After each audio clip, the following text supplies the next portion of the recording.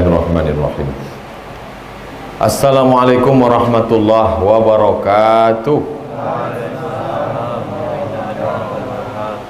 Alhamdulillah wassalatu wassalamu ala Rasulillah wa ala alihi wa sahbihi wa man tabi'ahu wa mawalah. Subhanaka la ilma lana illa ma 'allamtana innaka antal alimul hakim. Rabbi shrah li sadri wa yassir li amri wa hlul 'uqdatam min lisani yafqahu qawli. Yang sama-sama kita hormati Pak Arman beserta seluruh keluarga. Mudah-mudahan selalu diberikan keberkahan hidup. Pak Kiai, mohon maaf saya duduk di atas, jamaah juga semuanya. Tadi Pak Kiai ada menyebut sahabat Nabi Abdurrahman bin Auf. Abdurrahman bin Auf pindah dari kota Makkah ke Madinah. Hijrah namanya. Sampai di Madinah tidak ada benda yang bisa dibawa pindah. Badan saja selamat sampai ke Madinah sudah syukur. Sampai di Madinah dia mulai bisnis dagang. Begitu dia dagang akhirnya berhasil. Suatu hari Nabi melihat tangannya atharis sufra, ada bekas kuning-kuning. Bekas-bekas kuning itu biasanya kalau kena minyak za'faran. Orang Arab menyebutnya za'faran. Karena orang kita susah nyebut za'faran, zafran. Bunga warna kuning. Sekarang orang minumnya macam minum benang aja, satu lembar. Itu parfum wangi biasa dipakai orang akad nikah.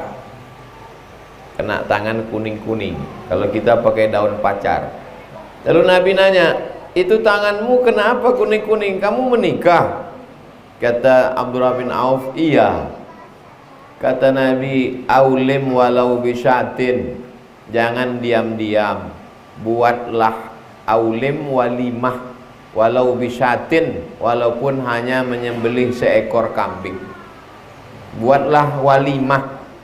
Bahasa Arabnya walimah. Kalau kami di Sumatera kenduri, kalau di Jawa selamatan. Kenapa disebut selamatan? Supaya selamat-selamat. Itu dari bahasa Arab juga. Allahumma inna nas'aluka selamatan, salamatan fiddin, selamat dalam agama, supaya jangan sampai anak cucu murtad, supaya tetap dalam ahlus sunnah wal jamaah. Jadi disebut selamatan, kenduri, walimah. Kata Nabi, aulim walau bisyatin, buatlah kenduri walaupun hanya motong satu kambing. Kok digunakan kata walaupun? Karena orang Arab kalau motong kambing itu undangannya 10. Kita satu RW. Orang Arab kalau onta kambing itu 10 orang. Maksud Nabi, kendurilah walaupun undangannya hanya cuman 10 orang. Itu maksudnya aulim walau bisyatin. Jangan diam-diam. Itulah makna ayat wa amma bi ni'mati rabbika fahaddits. Kalau ada nikmat Allah itu ceritakan. Bukan maksudnya cerita nikmat, bukan itu maksudnya. Ada nikmat Allah, berbagi. Abdurrahman bin Auf dapat nikmat Allah, bisnisnya lancar, menikah dia, diam-diam. Nabi marah. Aulim walau bisyatin. Umumkan. Potong kambing walaupun hanya seekor.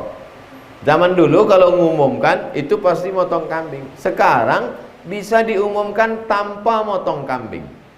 Berkat adanya Facebook dan Instagram. Cukup share aja foto. Selesai. Tapi kurang aulim walau bisyatinnya, tidak dapat la in syakartum la azidannakum. Menikah walimah, dapat kabar gembira bahwa positif. Itulah satu-satunya orang yang suka positif. Lain daripada itu nggak mau positif. Razia BNN, apa yang diharapkan orang? Negatif. Rapid test negatif. Tes swab negatif. Tapi kalau yang satu ini positif. Begitu dapat kabar positif, bersyukur lagi kepada Allah, karena begitu susahnya orang dapat anak. Tidak satu dua jamaah yang datang ke saya minta doakan Pak Ustadz, saya sudah umur 40 tahun belum punya anak. Baca Al-Fatihah. Kenapa kamu belum punya anak? Belum nikah. Nikah dulu. Sulit nggak bagi Allah Subhanahu wa ta'ala membuat perempuan maaf? Mudah. Innama amruhu iza arada syai'an ayyakula lahu kun.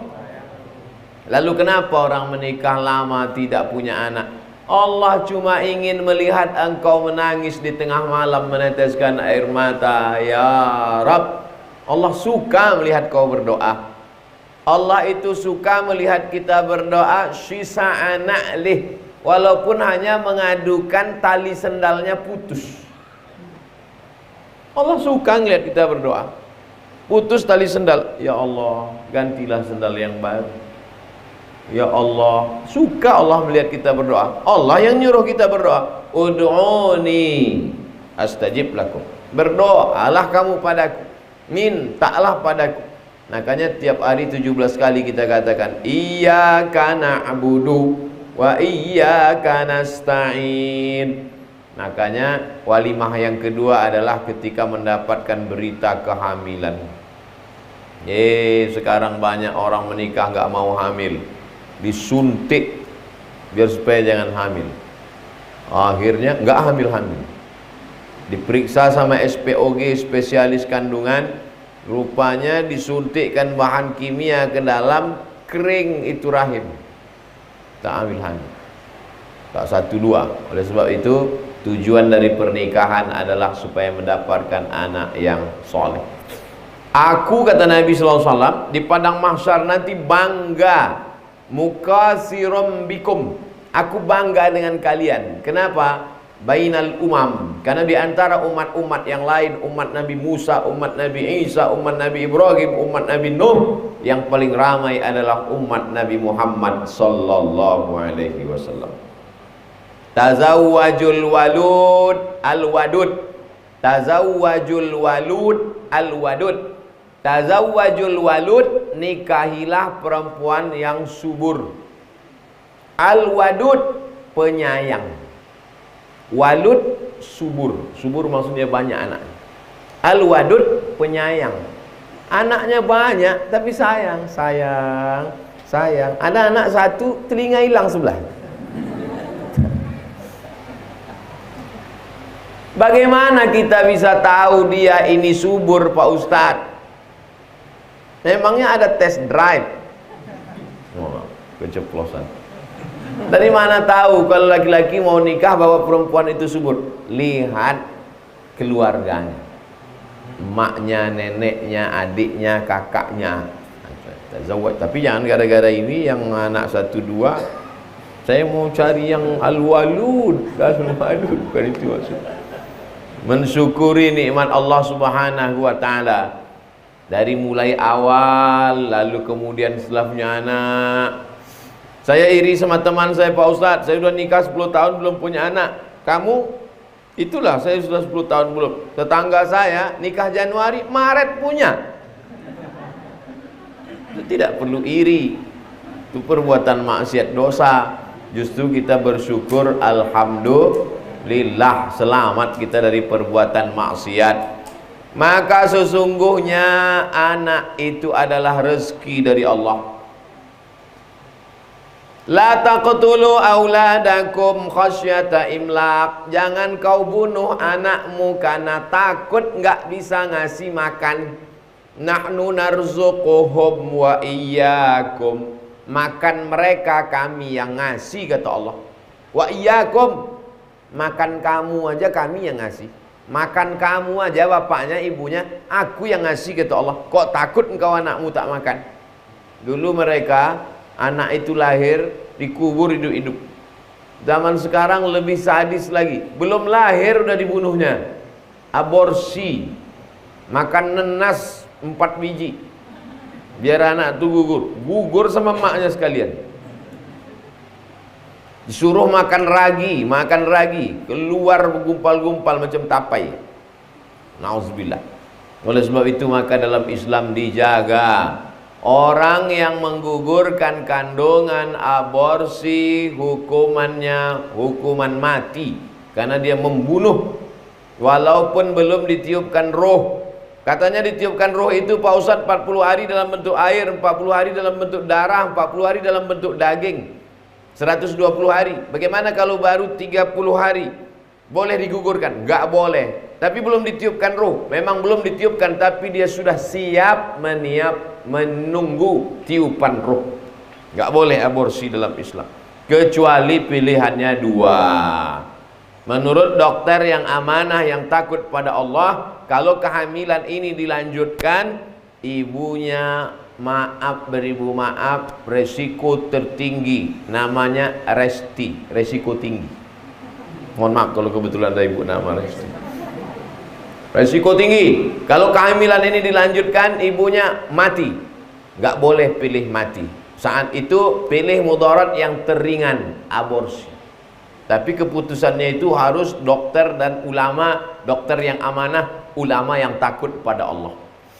Bapak, setelah kami periksa ini ternyata pilihannya dua. Kalau kehamilan dilanjutkan, ibunya bisa mati, meninggal dunia. Ini mesti pilihannya dua, aborsi atau mati. Gimana Pak? Pilih mati aja lah. La tulqu bi aidikum ila tahlukah. Makanya kalau ada yang selamatan saat kehamilan, sesungguhnya itu adalah ingin anaknya selamat, ibunya selamat. Lahir anak dikasih nama selamat, karena dia selamat. Perempuan Salma, salamatun, selamat. Nah, karena lama di Inggris, congratulations, selamat. Yang penting nama yang baik-baik, yang bagus-bagus.